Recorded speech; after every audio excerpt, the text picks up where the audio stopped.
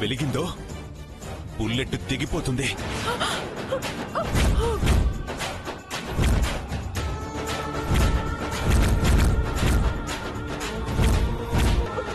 నన్ను క్షమించమ్మా. నా మీదొట్టు, నన్ను నమ్మమ్మా.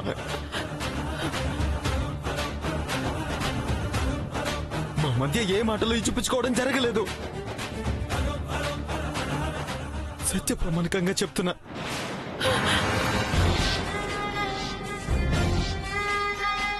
తులసికి నాకు మధ్య స్నేహమే గాని నువ్వు ఊహించే ప్రేమేది తొంగి చూడలేదు. అయినా నీకు దాంతో స్నేహం ఏంట్రా? ఆ స్నేహం చాలరా నా దారి నేను వెతుక్కోవడానికి. అయినా నీ మాటలు నేను ఎలా నమ్మమంటావు? నమ్మాలంటే ఏం చేయాలో చెప్పు, ఇప్పుడే ప్రమాణం చేస్తాను. నువ్వేం చేయమంటే అది చేయడానికి నేను సిద్ధమమ్మా. నీ మాటలు నేను నమ్మచ్చంటావరా? ఈ టైంలో అబద్ధాలు ఆడతాడా? నమ్మొచ్చా అని అడుగుతున్నావు. చెప్పు, ఏం చేయమంటావు? అయ్యో, మాట ఇస్తానంటున్నారు కదమ్మా. అడగండి దుర్గమ్మ, అడగండి.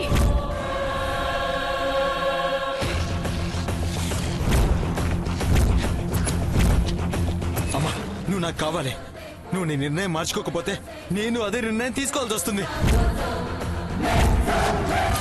నా క్షేమం కోరేదని అన్నావు కదా, నేను అంతే. నువ్వు ముఖ్యం అనుకుంటున్నాను. చెప్పమ్మా, నన్నేం చేయమంటావు చెప్పు.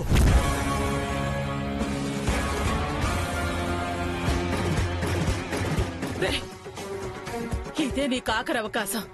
మాట తప్పావో నా శవాన్ని చూస్తా. మాట తప్పే ప్రసక్తే లేదమ్మా. చెప్పు. ఆ తులసిని ఈ ఇంటి కోడలుగా తీసుకురానని ప్రమాణం చేయరా.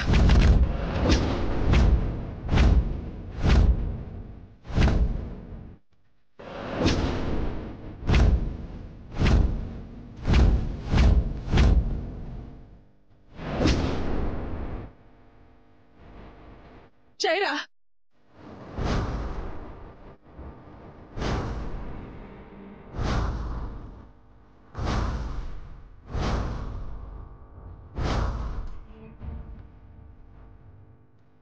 ప్రమాణం చేయి. అలాగేనమ్మా.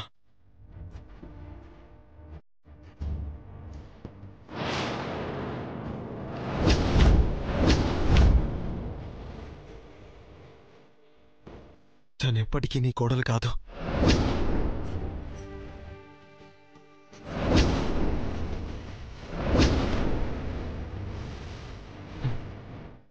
ఆ భగవంతుడు వెంట పెట్టుకుని వచ్చినా తను నీకు కోడలు కాదు.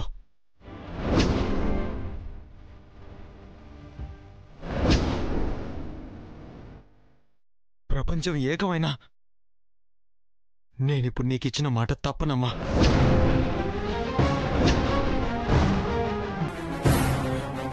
తులసి ఈ జన్మకి నీ కోడలు కాదమ్మా. కానే కాదు.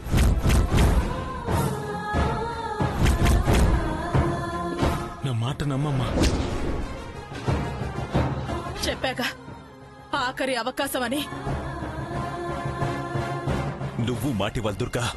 నేనా? అవునమ్మా. మళ్ళీ ఇలాంటి ప్రయత్నం చేయరని మాటివ్వు.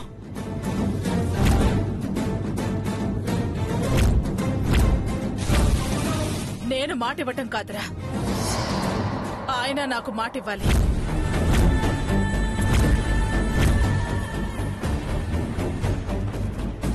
నేనా? అవును. వీడు మాట తప్పడని నమ్మకం ఉన్నా మిమ్మల్ని నేను నమ్మలేను. మీరు మాట ఇవ్వకపోతే నా ప్రయత్నాన్ని నేను విరమించుకోలేను. అయ్యో, మాట ఇవ్వండి అయ్యగారు, లేకపోతే దుర్గమ్మ మన మాట అసలు వినిపించుకోదు. ఇవ్వనన్నా. అడుగు దుర్గా, నా నుండి ఏం ఆశిస్తున్నావు? నీకు ఏమని మాట ఇవ్వాలో చెప్పు. మిమ్మల్ని నమ్మే కాలం పోయింది కనుకే ఇంత ఖచ్చితంగా అడగాల్సి వస్తోంది. ఇస్తానంటున్నాను కదా, అడుగు. వీడెంత మాట ఇచ్చినా ఆ తులసి వగల మారిది.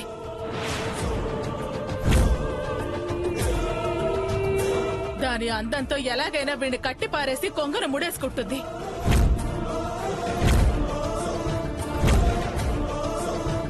వాళ్ళెదురు పడకుండా నేనేం చేయగలను? అనుకున్నాను, ఖచ్చితంగా ఈ మాటే అంటారని అనుకున్నాను. నువ్వు ఏమనుకున్నా వాళ్ళు కనపడకుండా నేనేం చేయగలను? ఒక్క కలం పోటుతో కళ్ళెదురుగుండా లేకుండా అవతలికి పంపొచ్చు. ఎలా? ఆ సాంబయ్యని అర్జెంటుగా ట్రాన్స్ఫర్ చేయండి. హోమ్ స్టేషన్ డ్యూటీ అని పంపించండి.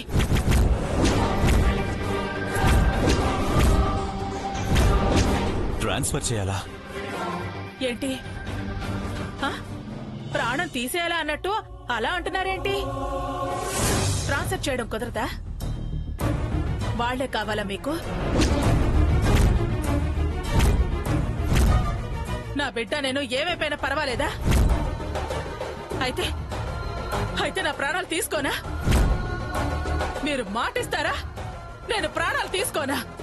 చెప్పండి.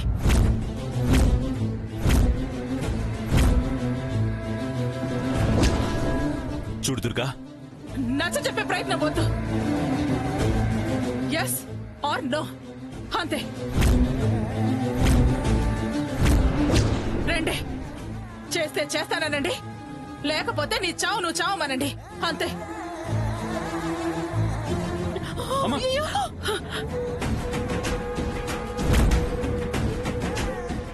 నాన్న చేస్తానని చెప్పాను నాన్న. ఎందుకు చెప్పనురా? చెప్తాను. నా దుర్గని నేను దూరం చేసుకుంటానా?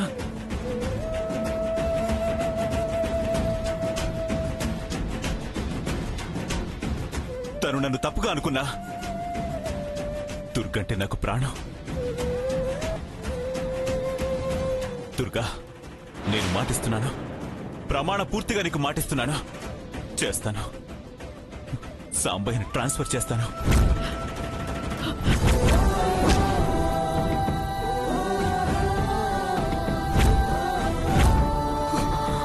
ఇంకెప్పుడు ఇలాంటి పిచ్చి ఆలోచనలు మనసులో రానీకు.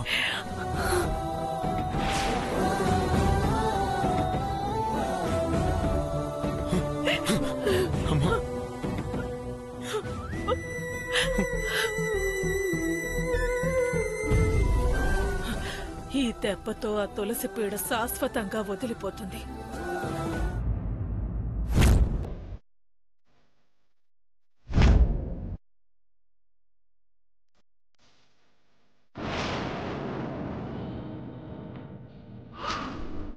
ఆ భగవంతుడు వెంట పెట్టుకుని వచ్చిన తన్ని కోడలు కాదు. సాంబయ్యని ట్రాన్స్ఫర్ చేస్తాను.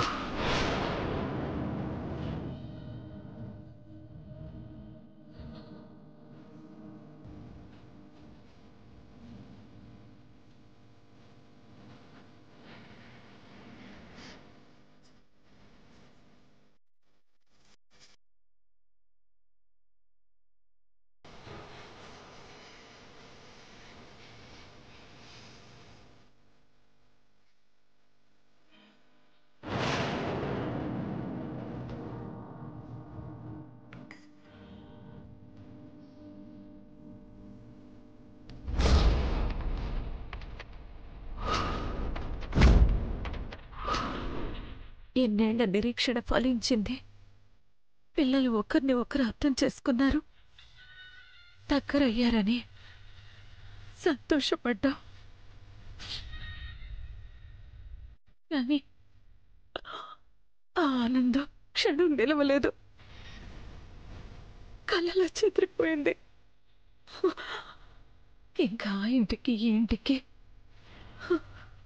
రుణం తీరిపోయినట్టేనా?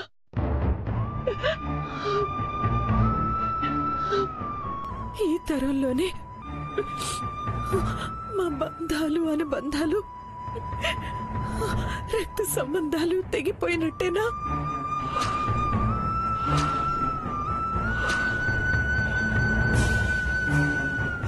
ఎందుకయ్యా భగవంతుడా నాకు ఇలాంటి శిక్ష విధించావు? పిల్లలు దగ్గరయ్యారు, పొరపచ్చాలు ఎడబాట్లు దూరం అవుతాయి. అన్న చెల్లెళ్ళం వదిన మరుదళ్ళం ఒక్కటవుతామని ఎంత ఆశపడ్డాను. ఎందుకు ఇలా నిరాశ మిగిల్చావు? వదిన మనసు మారుతుంది అనుకున్నాను, కానీ ఇలా మారుతుంది అనుకోలేదు. ప్రమాణాలు చేయించుకుని తండ్రి కొడుకుల్ని కట్టడి చేసింది. ఇక ఈ జన్మలో వాళ్ళు కలిసే అదృష్టమే లేదు. గోవా గోరెంగతో గుసగుసలు మొదలు పెట్టింది ప్రియా. ప్రియా, ఇక నువ్వేం బాధపడొద్దు. తులసి పెళ్లి ఆదిత్యతో జరిగిపోయినట్టే. జరిగిపోవడం కాదు, చెడిపోయింది. అంతా తలకిందులైంది. నా తలరాత ఏమీ మారలేదు. అంతా అయిపోయిందండి, మొత్తం చెడిపోయింది. ఇక ఈ జన్మకి తులసికి ఆ ఇంటి కోడలయ్యే అదృష్టం లేదు. వాళ్ళిద్దరినీ అత్త కోడళ్ళుగా చూసే భాగ్యం నాకు లేదు.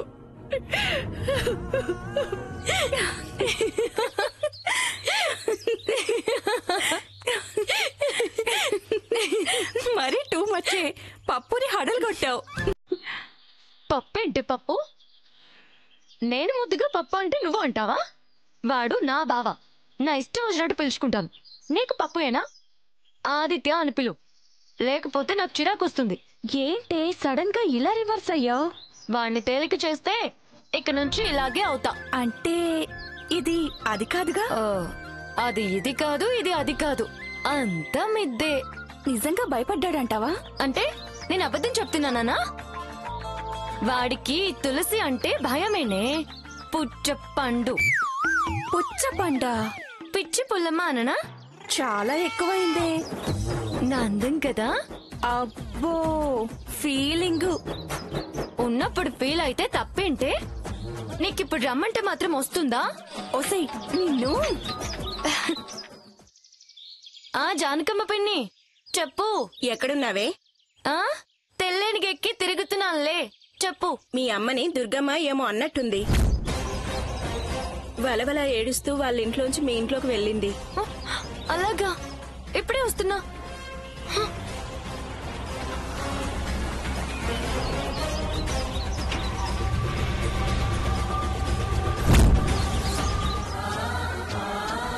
ప్రియా, ప్రియా, ప్రియా, ప్రియా. ఏంటమ్మా, ఏమైంది? ఎందుకంత కంగారుగా ఉన్నావు? నాకేం కాలేదు, నీకేమైందో తెలుసుకుందామని పిలిచాను. ఏం జరిగింది ప్రియా? ఏం జరగడం ఏంటి? ఏం జరగలేదా? ఏం జరగలేదే. కళ్ళెందుకు అలా ఉన్నాయి? ఎలా ఉన్నాయి? బానే ఉన్నాయిగా. ఎర్రగా ఏడ్చినట్టుగా ఉన్నాయి. నాకేమైనా ఏడుపు కొత్తగా ఎర్రబడ్డానికి? ఎందుకు ఏడవలసి వచ్చింది? ఇప్పుడు నేనేం ఏడవలేదే. చాలా రోజుల తర్వాత మూకుడు పెట్టానుగా. ఏదో పొగకి కళ్ళు ఎర్రబడ్డట్టున్నాయి. జరిగింది దాచి నాకు అబద్ధం చెప్తున్నావంటే ఏదో జరిగి ఉంటుంది. దాచడం ఏంటి, అబద్ధం చెప్పడం ఏంటి? నువ్వు మీ అన్నయ్య ఇంటికి వెళ్ళడం, ఏడుస్తూ రావడం. దుర్గమ్మ ఇంటికి వెళ్ళావా లేదా? ఏడుస్తూ వచ్చావా లేదా? అయితే ఏంటి ఇప్పుడు? ఇంటికి పిలిచి మరీ ఏడిపించి పంపిస్తుందా? ఇక్కడ తులసి ఉందని ఆవిడకి తెలీదా? తనేం పిలవలేదే, నేనే వెళ్ళాను. నువ్వు ఆ ఇంటికి వెళ్ళావుగా, మళ్ళీ ఇదో అబద్ధమా? చిన్న అబద్ధాలు ఆడుతున్నావంటే అంత తేలిగ్గా వదిలే విషయమే కాదు. ఇప్పుడే వెళ్ళి ఆ దుర్గమ్మ విషయం తేల్చొస్తాను నేను. ఎక్కడికి వెళ్లేది, తేల్చుకొచ్చేది? వదిన నన్నేం అనలేదు. మరెందుకు ఏడ్చుకుంటూ వచ్చావు? వాళ్ళ ఇంట్లోంచి పెద్దగా మాటలు వినబడుతుంటే ఏం జరిగిందో అని గేట్ తీసుకుని వెళ్ళాను. బయట అన్నయ్యతో వదిన గొడవ పడ్డం చూశాను. ఏదేదో అంది. మన గురించేనా? వాళ్ళ విషయాలు ఉన్నాయి. వదిన మాటలకు అన్నయ్య బాధపడ్డాడు. అన్నయ్య బాధపడడం చూసి నాకు బాధేసింది, కన్నీళ్ళొచ్చాయి. ఇంకా అక్కడి నుంచి అన్నయ్యని చూడలేక వెనక్కి తిరిగి వచ్చేసాను. నిజంగా అదేనా జరిగింది? వెళ్ళి తెలుసుకుని వస్తావా? వెళ్ళవే, వెళ్ళు. వెళ్ళి వదినతో గొడవ పడరా. నా దుఃఖం పోయి సంతోషపడతాను. వెళ్ళవే, వెళ్ళు.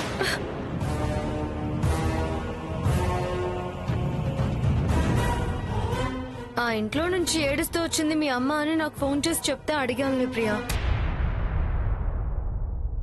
ఊరికే వెళ్లి గొడవ పడ్డానికి నాకేమన్నా పిచ్చా? వెళ్ళలే గాని నాన్న భోంచేశాడా? ఇంకా మందులోనే ఉన్నాడా? తినకుండానే మంచం ఎక్కారు. అయ్యో, ఫ్రై లాగించుంటాడే. సర్లే, జాయింట్స్ అయినా పట్రా. బిర్రిగా లాగించి నేను 2 గురకలు తీస్తా. నువ్వు పెట్టుకుంటేను, నేను వెళ్ళి కాస్త నడుం వాలుస్తా. ఓకే ప్రియా.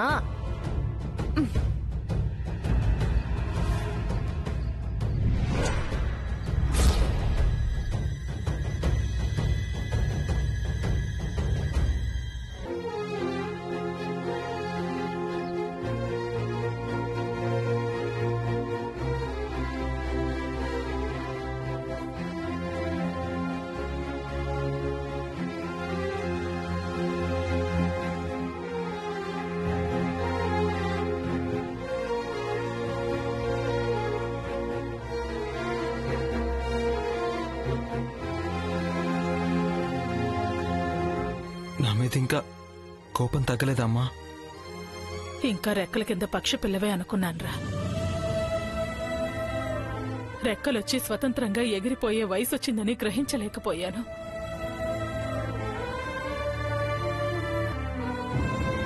నువ్వేంటో అర్థమయ్యాక ఇంకా అర్థం లేని కోపం ఎందుకు? అమ్మా, అలా మాట్లాడకమ్మా, బాధేస్తుంది. నేనెప్పుడు నీ కొడుకునే అమ్మా. కొడుకువే, కొడుకువే. కానీ ఎవరో ఒకరు కోడలుగా రాకపోరు. నువ్వు భర్త స్థానంలోకి మారకపోవు. నేను మనసు మార్చుకోలేకపోతే, ధర్మం పాటించకపోతే నాకు మనశ్శాంతి ఉండదురా. కమ్మనైన పదం అమ్మ. అమ్మ కనిపించే దైవం. ఈ మాటలన్నీ ఒట్టి అబద్ధాలురా. మనసు ఎవరినైనా మెచ్చితే ఆ మనసుకి ప్రథమ శత్రువు అమ్మే అవుతుంది. నాకు నువ్వు తప్ప నాకు నచ్చేవాళ్ళు, నేను ఇష్టపడే వాళ్ళు ఎవరు లేరమ్మా. వద్దురా, చాలు. వద్దమ్మా, నన్ను చెప్పని. అంతా చెప్పాక తప్పనిపిస్తే దూరంగా పెట్టు ప్లీజ్. తులసి మళ్ళీ గిఫ్ట్ విషయంలోనే కలవమంది. నాకు ఆ విషయం తెలియక కలిశానమ్మా. బెదిరించాలని బిల్డప్ కోసం నా భుజం మీద చేయేసింది. విదిలించి రివర్స్ లో వార్నింగ్ ఇచ్చే లోపే ఎవరో కావాలని ఫోటోలు తీసి నీకు చూపించారు. అంతేనమ్మా, అంతే. అంతకు మించి ఇంకేమీ లేదు. మా మధ్య ఎలాంటి సంబంధము లేదు, ఇష్టము లేదు, ఇచ్చిపుచ్చుకోవడం కూడా లేదు.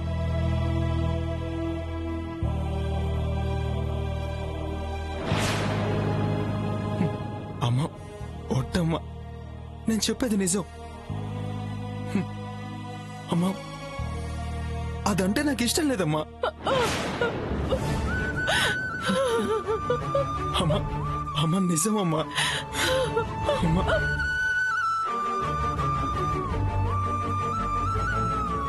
అబద్ధం చెప్తున్నా, నన్ను క్షమించమ్మా. నేను ఇలా చూడలేను. నువ్వంటే నాకు చాలా ఇష్టం అమ్మా. నిన్ను కాదనలేను, తులసిని వదులుకోలేను. తప్పక అబద్ధం చెప్తున్నా.